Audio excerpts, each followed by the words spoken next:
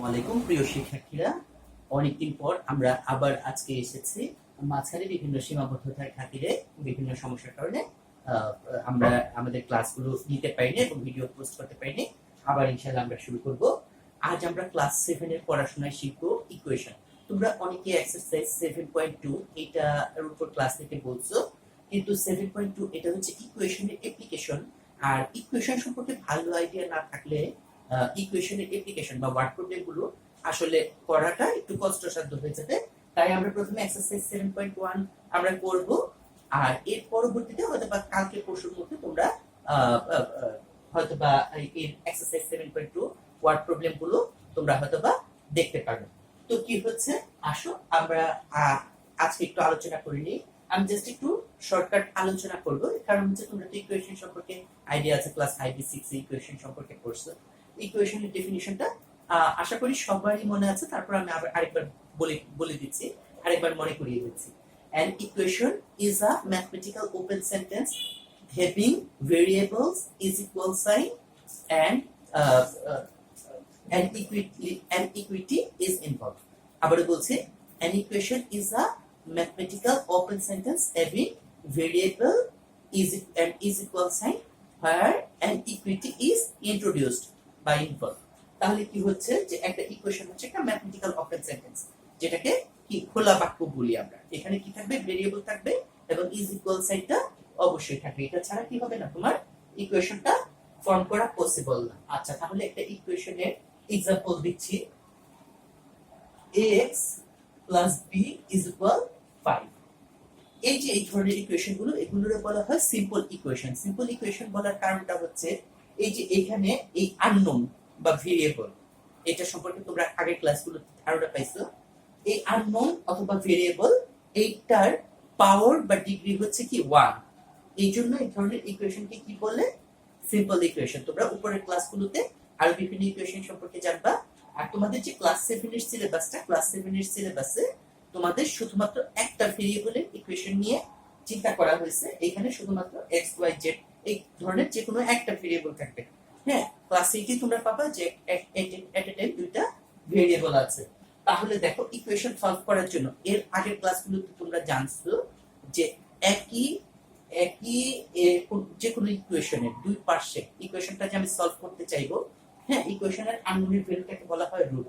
এই রুটটা যদি আমি বের করতে চাই, এটা এই প্রসিডিউরটাকে বলা হয় সলিউশন। এই সলিউশন করার জন্য আমি যে কাজগুলো করতে পারি, বোথ সাইডে একই জিনিস, একই রিয়েল নাম্বার অ্যাড করতে পারি, সাবট্রাক্ট করতে পারি, মাল্টিপ্লাই করতে পারি, ডিভাইড করতে পারি।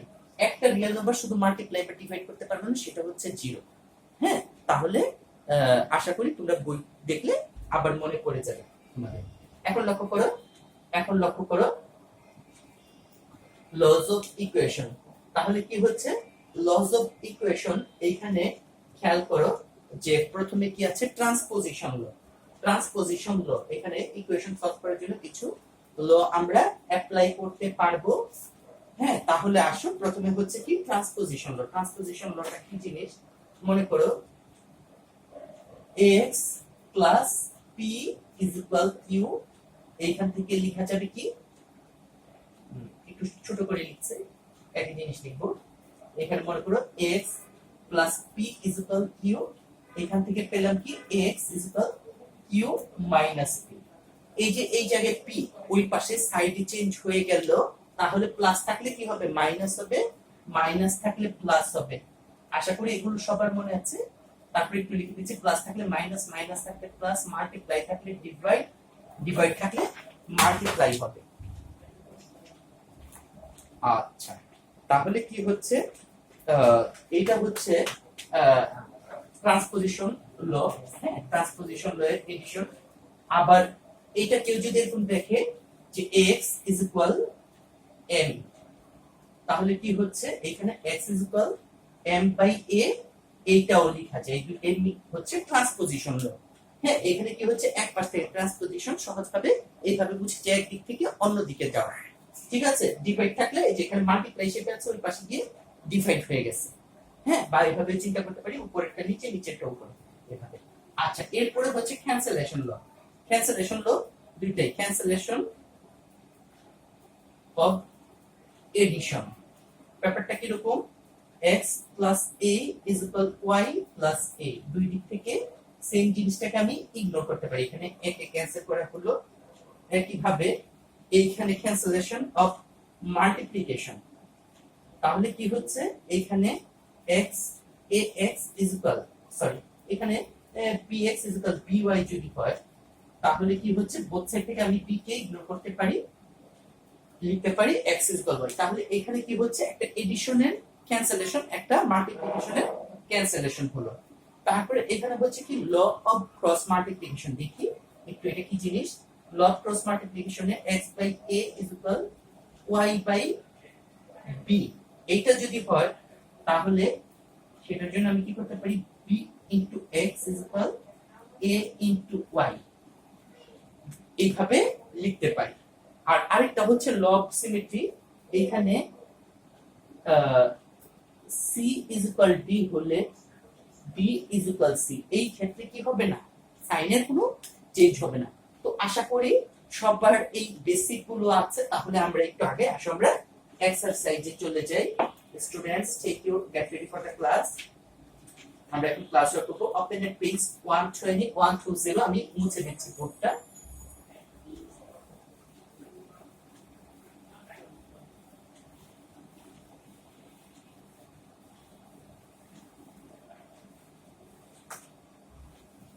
এক্সারসাইজে দুই একটা ম্যাথস করলে ইনশাআল্লাহ আরো ক্লিয়ার হয়ে যাবে।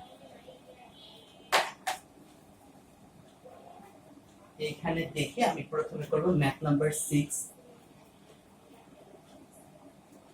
ম্যাথ নাম্বার 6 এ কি আছে, 13z মাইনাস কত 5 is equal 3 minus twice z, এটা হচ্ছে গিভেন ইকুয়েশন। এরকম একটা ইকুয়েশন তোমাকে সলভ করতে হবে, এটা দেওয়া আছে, তোমাকে এটা বের করতে হবে। এখানে আননোন হচ্ছে z, আমি এটা বের করব।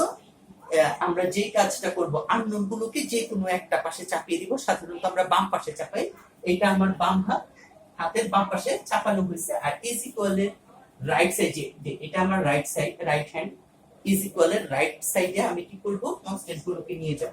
তাহলে কি দাঁড়াচ্ছে 13z plus twice z is equal 3 plus 5।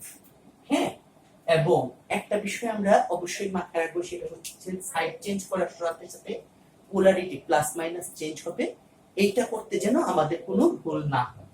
তাহলে কি হচ্ছে, এখানে হচ্ছে 15z is equal 8, therefore z is equal 8 by 15। এই যে এইখানে এটা মাল্টিপ্লিকেশনের ট্রান্সপোজিশন, আর আগের গুলো ছিল এডিশনের ট্রান্সপোজিশন। তাহলে এখানে লিখবো কি the required solution। হ্যাঁ, বাকি এখানে आंसर লিখে দিলেই হবে। the required solution z is equal 80 by 15। এই জায়গায় ডেফিনেটলি সহজ, কিন্তু তোমরা প্লাস মাইনাস অনেক সময় ভুল করে ফেলবা। প্লাস মাইনাসের ব্যাপারে খুব সতর্ক থাকতে হবে তোমাদের। এখন আসো নাম্বার 7 এ চলে যাই, পরের ম্যাথসটাতে। এইখানে কি দেওয়া আছে, x by 4 is equal 1 by 3। এইখানে দেখো আমি রাইট সাইড শুধুমাত্র রাখবো কনস্ট্যান্ট, আর লেফট সাইডে রাখবো কি শুধুমাত্র ভেরিয়েবল, আর রাইট সাইডে রাখবো কনস্ট্যান্ট। তাহলে কি হচ্ছে, এটা এই পাশে ডিভাইড হিসেবে আছে, ওই পাশে গেলে মাল্টিপ্লাই হয়ে যাবে। আবার কেউ এইভাবে চিন্তা করতে পারো যে উপরেরটা নিচে, নিচেরটা উপরে, ইজ ইকুয়াল 4 বাই 3। এটাই হচ্ছে आंसर। এইভাবে লিখলে হবে, এইভাবে आंसर লিখে দিলেও হবে। আচ্ছা, এই ম্যাথস গুলো এগুলো খুব এবিসি লেভেলের ম্যাথস, এত সহজ ম্যাথস আসার কথা না। তোমাদের একটু তুলনামূলক একটু ট্রিকি ম্যাথস আসবে, এই জিনিসটা তোমরা বুঝো যেহেতু বড় ক্লাস। তাহলে তোমাদেরকে কি করতে হবে, এইটা হচ্ছে বেসিক, বেসিকটা না বুঝলে বড় বড় করা সম্ভব না। এইজন্য আমি কি করব, আসো আমরা এখন একটু ইম্পর্টেন্ট ম্যাথস এর দিকে চলে যাচ্ছি। আমি নাম্বার 14 করব। ঠিক আছে, তোমরা বই খাতা সাথে রাখো।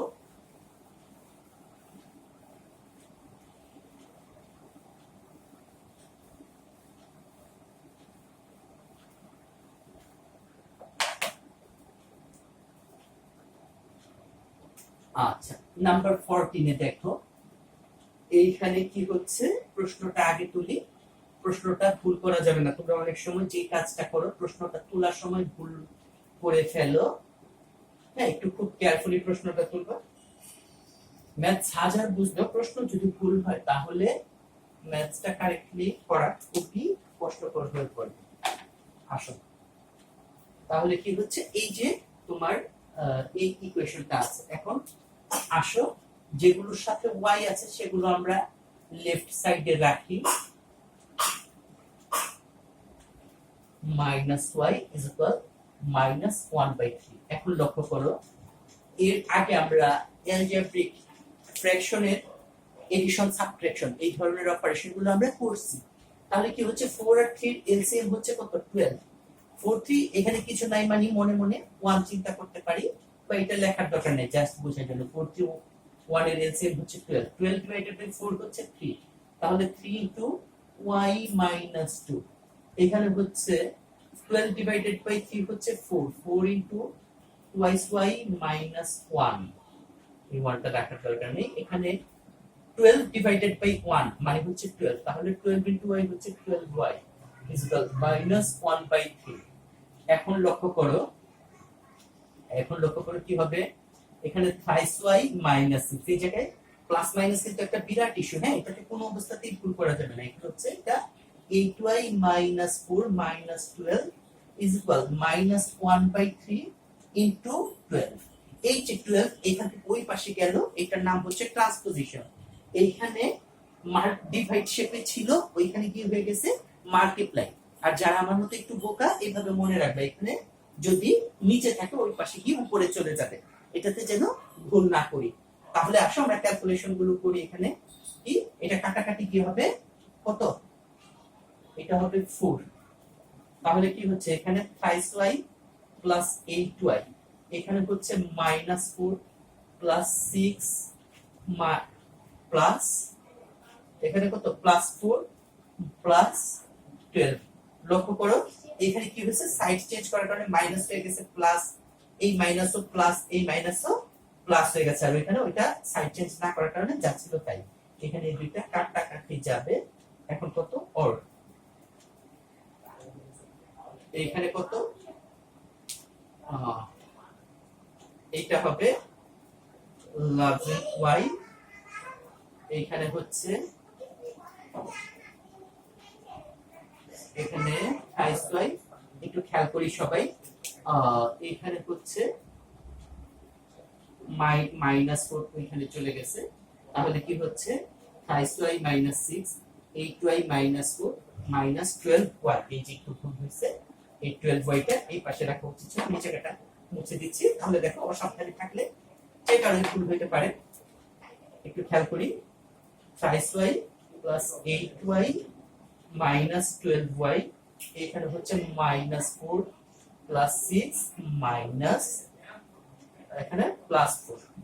তাহলে কি দাঁড়াচ্ছে, এখানে হচ্ছে 3 প্লাস 8 হচ্ছে 11 মাইনাস 12 হচ্ছে -y ইজ ইকুয়াল, এই দুইটা কাটাকাটি গিয়ে হচ্ছে 6। এখন আমার এদিকে রাখা দরকার y, আমার এদিকে এসে গেছে -y, তাহলে আমি যদি -1 দিয়ে মাল্টিপ্লাই বা ডিভাইড করি তাহলে কি হয়ে যাবে, देयरफॉर y ইজ ইকুয়াল -6। এখানে কি করা হলো, মাল্টিপ্লাইং both sides by -1। তাহলে কি করলাম আমি, যেখানে both side কে -1 দিয়ে মাল্টিপ্লাই করা হলো। তাহলে এইটাই the required solution, y is equal -6। তাহলে এটাই হচ্ছে आंसर। তাহলে আশা করি তোমরা বুঝতে পারছো। হ্যাঁ, তাহলে এইটা একটা পদ্ধতি। এরপরে আমি 16 নম্বরে দেখাবো, ওইটা আরেকটা পদ্ধতি। 16 নম্বরে দেখাবো যেটা, সেটা হচ্ছে আরেকটা পদ্ধতি। আমি এটা মুছে দিচ্ছি।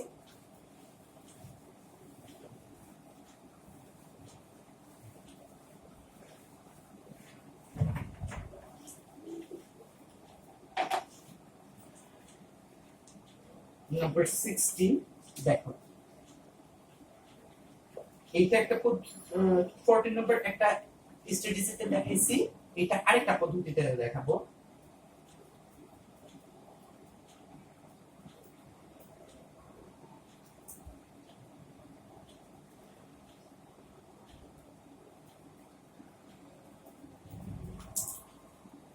এখন লক্ষ্য করো, 235, এই তিনটা নাম্বার দেওয়া আছে, ডিনোমিনেটরে 235 আছে।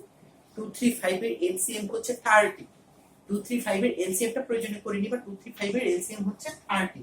এখন লক্ষ্য করো, আমি বোথ সাইডকে 30 দিয়ে মাল্টিপ্লাই করলে যেটা হয় 30 into x plus 1/2।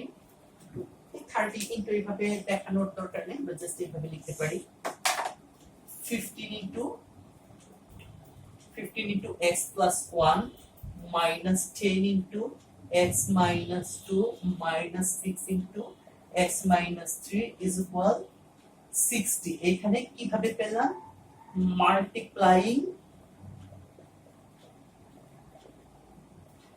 both sides by 30। 30 কে 30 হচ্ছে 235 এর এলসিএম, এইটা দিয়ে ডিভাইড করে পেলাম। হ্যাঁ, এখানে তোমাদের প্লাস মাইনাসের বিষয়টা অবশ্যই মাথায় রাখতে হবে, হ্যাঁ, আদারওয়াইজ ভুল করে ফেলবা। তাহলে কি হচ্ছে 15x plus 15 minus 10 into x হচ্ছে মাইনাস 10x, 10 ইনটু 2 হচ্ছে 20, দুইটা মাইনাস মাল্টিপ্লাই হয়ে প্লাস হয়ে যাবে। 6 এ যারা আমার ক্লাস করছে তারা জানো যে দুইটা কি শিখেছিলাম, যে দুইটা এখানে একটা দুইটা মাইনাস আছে, that is even number of minus will year plus, multiply এর সময় even নাম্বার অফ মাইনাস, মানে যদি জোড় সংখ্যক মাইনাস থাকে তাহলে কি হবে, মাল্টিপ্লাই হবে হয়ে প্লাস হয়ে যাবে। আবার এখানে মাইনাস 6x, এখানে 3 6 আর 18, দুইটা মাইনাস থাকার কারণে প্লাস 18 হয়ে যাবে 60। তাহলে কি হচ্ছে এইখানে 15x minus 10x minus 6x is equal 60 minus 15 minus 20 minus 18। এখানে কি হলো, সব কনস্ট্যান্ট গুলো কই চলে আসলো, রাইট সাইডে, আর সব ভেরিয়েবল গুলো চলে আসলো লেফট সাইডে। ঠিক আছে, তাহলে কি হচ্ছে এটা মাইনাস x is equal, এটা কত 60, এখানে 15 আর 20 হচ্ছে মাইনাস 35, আর এখানে হচ্ছে মাইনাস 18, মানে মাইনাস 30 53, 60 থেকে 53 চলে গেলে থাকে 7, therefore x is equal minus 7। কি করলাম, ওই আগের মতো মাল্টিপ্লাই বাই মাইনাস 1, বোথ সাইডকে 1 মাইনাস 1 দিয়ে মাল্টিপ্লাই করা হয়েছে। তাহলে কি পেলাম আমরা, the required solution x is equal minus 7। তাহলে আমরা এই জায়গায় 14 এবং 16 এর দুইটা স্ট্র্যাটেজি শিখলাম। একটা হচ্ছে যে সাধারণ ফ্র্যাকশনের যে এডিশন সাবট্রাকশন করি সেই নিয়ম, আর এটা করা হয়েছে কি, যে বোথ সাইডকে এই 235 এর এলসিএম দিয়ে মাল্টিপ্লাই করে এটা পাইছি। দুইটাই কারেক্ট, যার যেটা ভালো লাগে সে সেটা করবে। ঠিক আছে, তাহলে এখন আমরা এটা মুছে দিচ্ছি, এই চ্যাপ্টারের লাস্ট ম্যাথস, আজকের ক্লাসের লাস্ট ম্যাথস আমরা করব ম্যাথস নাম্বার 20।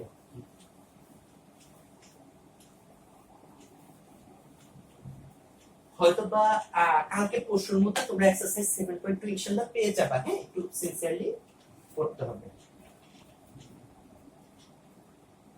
আচ্ছা, নাম্বার 20 এখানে কি আছে, z minus 1 into z plus 2 is equal z plus 4 into z minus 2। আমার প্রথম দায়িত্ব যেটা, সেটা হচ্ছে আমি এদেরকে কি করে দিব, মাল্টিপ্লাই করে দিব, যেটা আমি শিখছি এক্সারসাইজ 4.1। তাহলে আসলে z into z হচ্ছে z স্কয়ার, z into 2 হচ্ছে plus 2 z, minus 1 into z হচ্ছে minus z, minus 1 into plus 2 হচ্ছে মাইনাস 2। এখানে z square minus 2z plus 4z, আর এখানে কি মাইনাস 8। এবার আসো z square plus 2z minus z plus 2z minus 4z। Plus মাইনাসে ভুল করলে কিন্তু ম্যাথস হবে না। হ্যাঁ, আর এখানে কি মাইনাস 8 প্লাস 2। তাহলে কি দাঁড়াচ্ছে, এটা এই জেড স্কয়ার, এখানে এই যে জেড স্কয়ারটা লিখতে ভুলে গেছি, মাইনাস জেড স্কয়ার, এই যে হয়ে গেল। তাহলে কি হচ্ছে যে এই জেড স্কয়ার কাটাকাটি যাবে, এখানে টুয়াইজ জেড মানে হচ্ছে প্লাস 4z, আর এখানে মাইনাস জেড মাইনাস 4z মানে হচ্ছে মাইনাস 5z, মিলে হয় প্লাস 4z মাইনাস 5z মিলে হচ্ছে minus Z is equal minus 6। এবার বোথ সাইডকে মাইনাস 1 দিয়ে মাল্টিপ্লাই করলে z is equal 6 multiply by minus 1, তাহলে the required solution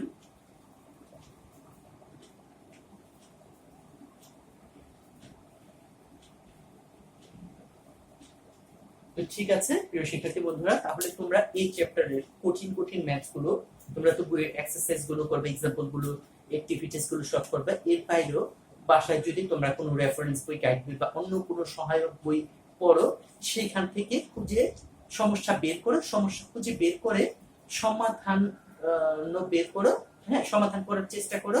হ্যাঁ যদি না পারো আমাকে কমেন্ট বক্সে কমেন্টে জানাও, বা কিছু বা আমার সাথে যাদের যোগাযোগ আছে তারা আমার সাথে যোগাযোগ করে জানাও। তো ঠিক আছে, আজকে এখানেই শেষ করছি। আসসালামু আলাইকুম, সবাই ভালো থাকো, এই ম্যাথস গুলো বাসায় প্র্যাকটিস করো। আল্লাহ হাফেজ।